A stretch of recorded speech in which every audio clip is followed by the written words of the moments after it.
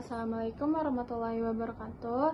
Sebelumnya, perkenalkan nama saya Delia Naura Ayu dengan NIM belakang 191 dari kelompok 2, yaitu aktivitas pergudangan dalam bidang logistik. Saya dari kelas MAL D. Sebelum saya menjelaskan, saya akan menjelaskan definisi gudang terlebih dahulu. Jadi gudang itu apa sih? Gudang itu tempat penyimpanan barang yang tidak pernah terpisahkan dalam bidang logistik. Jadi kesimpulannya itu gudang adalah tempat penyimpanan barang seperti bahan mentah, bahan baku, bahan dalam proses yang tidak pernah terpisahkan dalam bidang logistik. Nah, lalu di sini saya akan menjelaskan peran gudang. Jadi, menurut Suntoro tahun 2020, gudang itu mempunyai fungsi-fungsi kritis dalam logistik, yaitu mempunyai berbagai layanan aktivitas seperti break bulk, konsolidasi, lintas dok, dan sebagainya. Nah, di sini saya akan menjelaskan berbagai peran gudang. Yang pertama ada titik penyimpanan persediaan. Jadi, selain gudang sebagai tempat penyimpanan barang, di sini juga gudang menjadi titik pusat penerimaan barang, penyimpanan barang, penyortiran, pembungkusan, dan sebagainya. Lalu yang kedua ada pusat konsolidasi. Nah, pusat konsolidasi ini kayak barang-barang dari berbagai pemasok lalu dikumpulkan menjadi satu angkut agar memaksimalkan kapasitas muat dan efisiensi pengiriman. Lalu yang ketiga ada pusat lintas dok. Jadi ini tuh transit barang-barang yang tadi dikumpulkan dari pemasok ini dikumpulkan lalu langsung dikirimkan tanpa disimpan terlebih dahulu. Lalu yang keempat ada pusat penyortiran. Nah, di sini tuh biasanya tempat jasa pengiriman kayak surat atau parcel. Nah, di sini tuh barang dikumpulkan lalu dikirimkan sesuai dengan alamat wilayah pelanggan. Lalu yang kelima ada fasilitas perakitan. Di sini tuh gudang sebagai tempat titik terakhir barang. Jadi kayak tempat pelabelan, cutting, terus pembungkusan dan sebagainya. Lalu yang keenam ada tempat penerus pengiriman barang. Nah, di sini tuh gudang sebagai tempat singgah, biasanya ada di wilayah terpencil. Lalu yang terakhir ada pusat barang yang dikembalikan oleh pelanggan. Nah, gudang ini sebagai tempat pengembalian barang-barang yang dari pelanggan yang cacat atau memiliki kerusakan atau memiliki alasan lainnya. Nah, selanjutnya saya di sini akan menjelaskan tujuan gudang. Yang pertama ada pengurangan biaya atau harga. Dengan menyimpan barang di gudang dapat mengurangi biaya transportasi dan produksi secara signifikan karena barang-barang dikirimkan secara frekuensi lebih rendah, namun volumenya lebih besar. Lalu yang kedua ada koordinasi permintaan atau penawaran, yaitu gudang sebagai penyangga antara produksi dan penawaran pasar. Jadi kalau misalnya produksinya meningkat namun permintaan pasarnya belum meningkat secara signifikan atau belum stabil, dapat ditaruh terlebih dahulu di dalam gudang barang-barang tersebut lalu dikeluarkan saat konsumen membutuhkan. Lalu yang ketiga ada kebutuhan produksi. Jadi ada beberapa produksi atau produk yang butuh penyimpanan maksimal seperti minuman anggur. Jadi minuman anggur kan harus di tempat yang dingin, jadi agar saat konsumen minumnya kualitasnya masih sama. Lalu yang keempat ada kebutuhan pasar, yaitu dengan menempatkan gudang dekat pasar dapat menyimpan barang-barang yang selalu dibutuhkan konsumen dijaga dengan baik. Baik, sekian penjelasan saya, akan dilanjutkan oleh teman saya. Terima kasih. Assalamualaikum warahmatullahi wabarakatuh. Perkenalkan, nama saya Ahmad Danu Prayoga dari kelas D dengan NIM akhir 169, kelompok 2. Di sini saya ingin menjelaskan fungsi operasi gudang. Menurut DRI R. Suntoro, MT halaman 114, gudang berfungsi utama untuk menampung barang sementara dan memastikan kontinuitas kerja. Aktivitas umum di gudang meliputi penerimaan, yaitu untuk menerima barang yang masuk ke gudang. Selanjutnya ada pengemasan awal, opsional untuk menyiapkan barang untuk penyimpanan lebih lanjut. Selanjutnya ada penempatan, yaitu untuk menempatkan barang di lokasi penyimpanan yang sesuai. Selanjutnya ada penyimpanan untuk menyimpan barang hingga dibutuhkan. Selanjutnya ada pengambilan barang, yaitu untuk mengambil barang sesuai pesanan. Selanjutnya ada pengemasan dan penentuan harga. Opsional untuk mengemas barang dan menetapkan harga jika perlu.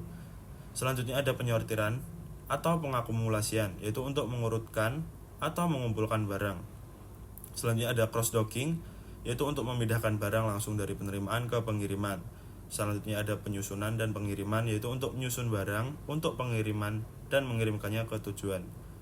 Cukup sekian yang dapat saya sampaikan. Terima kasih. Assalamualaikum warahmatullahi wabarakatuh. Jadi untuk beberapa materi selanjutnya akan dijelaskan oleh saya, Mikir Stress Matang dengan NIM terakhir 135. Nah, kita pertama akan membahas tentang produktivitas pengukuran gudang. Pengukuran produktivitas gudang. Nah, untuk menurunkan biaya dan meningkatkan efisiensi logistik, sangat penting untuk terus memantau produktivitas gudang.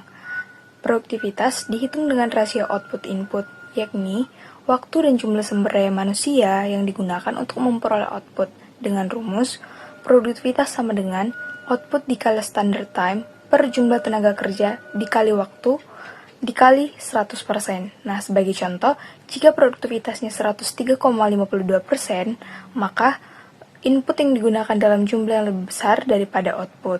Kemudian, produktivitas gudang dipengaruhi oleh profit, biaya, bahan listrik, dan lain-lainnya. Kemudian, utilitas kapasitas ruang, pengukuran biaya tenaga per unit, dan produktivitas juga penting. Berbagai pengukuran ini membantu pada penemuan masalah dan kesempatan yang berbeda. Nah, materi selanjutnya itu kita akan membahas tata letak gudang. Nah, tata letak gudang yang baik tidak hanya mendukung efisiensi operasional, tetapi juga mempercepat layanan dan mendukung strategi bisnis seperti diferensiasi, biaya rendah, dan respon cepat. Kemudian, tata letak ini mempengaruhi berbagai aspek penting seperti kapasitas, proses, aksibilitas, biaya, kualitas lingkungan kerja, interaksi dengan konsumen, dan citra perusahaan. Berikut ini adalah komponen utama yang perlu diperhatikan dalam tata letak gudang. Nah, yang pertama itu adalah pintu masuk dan pintu keluar barang. Untuk menjaga keamanan dan meminimalkan gangguan operasional, pintu masuk dan keluar barang sebaiknya dipisahkan, misalnya dengan menempatkan pintu masuk di depan. Kemudian, pintu keluar di belakang. Ketika gudang tidak beroperasi, semua pintu harus dikunci dan harus dipegang oleh staf yang ditunjuk. Kemudian, penyerahan kunci harus dilakukan secara tertulis pada saat pembukaan atau penutupan gudang untuk memastikan keamanan. Nah, yang kedua itu adalah tempat pengecekan barang saat diterima. Area khusus harus disediakan untuk pengecekan barang yang baru diterima guna memastikan kesesuaian dengan dokumen pengiriman. Proses ini sangat penting untuk mengidentifikasi dan mengatasi potensi masalah sejak awal sebelum barang ditempatkan di area penyimpanan. Dan yang ketiga itu adalah udara dan ruang tempat penyimpanan. Jadi, barang-barang harus disesuaikan karakteristiknya. Jenis barang dan di samping itu membuat karyawan tidak mudah lelah. Kemudian, ada atap dan dinding atau tembok gudang. Nah, jadi atap dan dinding dan tembok gudang itu harus bersifat permanen, aman dari tahan terhadap gangguan apapun, dan sarana penting untuk menghindari kerusakan barang-barang. Selanjutnya adalah lantai. Lantai sebagai dasar dari pergudangan memiliki peranan dalam menjaga kebersihan dari debu dan keamanan barang dari gangguan binatang yang ada di dalam tanah. Nah, selanjutnya itu adalah papan petunjuk. Itu bermanfaat untuk mempermudah staf dalam menjalankan tugas-tugasnya di tempat yang benar. Kemudian ada rak dan lampu. Rak merupakan perlengkapan utama yang harus ada di dalam gudang apabila dibutuhkan untuk barang-barang kecil atau barang-barang yang membutuhkan disimpan di rak. Akan tetapi, ada juga barang yang hanya di blok lantai, istilahnya itu blok stocking. Kemudian, lampu dibutuhkan untuk penerangan di dalam gudang, membutuhkan watt yang rendah, dan untuk memastikan tidak akan terjadinya kesalahan pengambilan atau persiapan barang. Selanjutnya itu ada ventilasi, dibutuhkan ventilasi untuk perputaran udara di dalam gudang, agar selalu menjadi segar, menciptakan udara yang bersih dan cukup nyaman untuk bekerja. Nah, selanjutnya itu ada hand pallet dan pallet, alat bantu memindahkan pallet yang dioperasikan secara sederhana dan mudah. Pallet perlengkapan gudang untuk menjamin barang tidak bersentuhan langsung dengan lantai dan mempermudah pergerakan di dalam gudang. Mempertimbangkan tata letak internal dan eksternal. Nah, tata letak pada dasarnya menentukan komponen operasi gudang dalam gedung. Nah, tata letak internal itu pada umumnya dalam tata ruang bujur sangkar, meminimalkan jumlah gerakan yang diperlukan staf atau peralatan, dan terakhir memanfaatkan volume bangunan sebaik-baiknya. Selanjutnya ada tata letak eksternal, yaitu akses kendaraan ke tempat bongkar dan parkir mobil. Nah, jadi materi selanjutnya itu adalah penerimaan dan peralatannya. Nah, penerimaan adalah langkah awal yang sangat penting dalam proses pergudangan. Jika penerimaan barang tidak dilakukan dengan baik, ini akan menyebabkan masalah dalam penempatan, penyimpanan, pengambilan, dan pengiriman barang. Kemudian, penerimaan yang buruk juga dapat mengakibatkan pengiriman barang yang rusak atau tidak tepat kepada pelanggan. Nah, jenis-jenis penerimaan itu ada yang pertama pengiriman langsung atau direct shipping. Metode ini digunakan ketika barang dikirimkan langsung dari vendor ke pelanggan tanpa melalui gudang. Nah, ini menghilangkan kebutuhan untuk penyimpanan, pengambilan, dan penanganan barang di gudang, sehingga mengurangi tenaga kerja, waktu, dan risiko kesalahan. Nah, selanjutnya itu ada penerimaan langsung atau cross-docking. Barang dari berbagai pemasok diterima di gudang, disortir, dan digabungkan untuk pengiriman segera ke tujuan tanpa disimpan terlebih dahulu. Nah, proses ini mengurangi waktu penyimpanan di gudang, meminimalkan penanganan barang. Sebelum melakukan cross-docking, komunikasi harus dilakukan untuk memastikan bahwa barang dapat diidentifikasi, dijadwalkan, dan diolah sesuai kebutuhan. Cross-docking paling cocok untuk pesanan yang sifatnya mendesak atau produk yang sudah diolah sebelumnya. Tahapan dan proses penerimaan barang. Yang pertama adalah pengecekan barang. Setiap truk yang masuk dicatat, termasuk waktu dan siapa yang ada di dalamnya. Kondisi kendaraan, termasuk kotak atau kontainer, diperiksa untuk memastikan segel keamanan masih utuh. Nah, selanjutnya itu pengaturan bongkar muat. Nah, truk yang datang diatur sesuai dengan kondisi tempat bongkar muat. Peralatan untuk bongkar muat dipersiapkan dan barang-barang yang dibongkar disusun dan diawasi oleh petugas gudang. Nah, selanjutnya itu adalah pengecekan barang, di mana barang yang dibongkar diperiksa kesesuaiannya dengan dokumen yang ada. Setiap perbedaan jumlah atau kondisi barang yang dicatat dalam sistem, dan data tersebut diverifikasi dan ditandatangani oleh petugas yang berwenang. Selanjutnya adalah dokumentasi. Setelah pengecekan selesai, dokumen penerimaan dicetak, ditandatangani, dan disertakan dengan nama terang, serta stempel untuk proses penagihan. Peralatan yang digunakan untuk penerimaan barang. Yang pertama, ada boom conveyors, di mana boom conveyors ini adalah memindahkan barang dari gudang ke kendaraan atau kontainer. Nah, selanjutnya adalah pallet trucks, di mana digunakan untuk memindahkan peralatan yang digunakan untuk penerimaan barang. Yang pertama ada boom conveyors, di mana boom conveyors ini adalah memindahkan barang dari gudang ke kendaraan atau ke kontainer. Nah, yang kedua itu ada pallet trucks, di mana alat ini digunakan untuk memindahkan barang di dalam gudang, bahkan hingga ke kendaraan pengangkut. Nah, yang ketiga itu ada forklift trucks. Alat ini merupakan alat angkut yang digunakan untuk memindahkan barang berat, termasuk dalam proses bongkar muat di pelabuhan atau pabrik. Selanjutnya ada automate system. Nah, sistem ini adalah sistem otomatis untuk membongkar dan memuat palet secara serentak, biasanya digunakan untuk perjalanan antar jemput. Nah, selanjutnya itu adalah dock levers, di mana alat ini untuk menyesuaikan ketinggian kendaraan di dock yang dapat meningkatkan keselamatan dan produktivitas. Selanjutnya adalah dock shelters dan cells, di mana perlindungan cuaca di daerah bongkar muat untuk mencegah angin dan debu masuk ke gudang.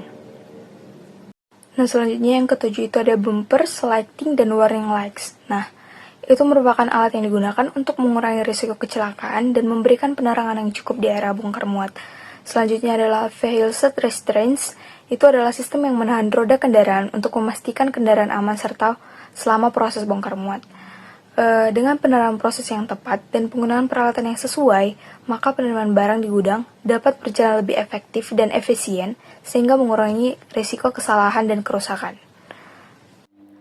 Halo semuanya, perkenalkan nama saya Anastasia Ratna dengan NIM akhir 142. Dan hari ini saya akan menjelaskan mengenai penempatan atau put away. Nah, jadi penempatan atau put away sendiri itu adalah penempatan barang ke lokasi penyimpanan setelah diperiksa dan dicatat. Di dalam penempatan memiliki 4 prinsip. Yang pertama adalah penempatan langsung. Nah, penempatan langsung ini memiliki arti penempatan barang itu langsung dikirim ke lokasi tujuan tanpa adanya transit ke gudang. Jika melalui gudang, ada namanya melalui cross-docking. Lalu yang kedua adalah penempatan yang diarahkan.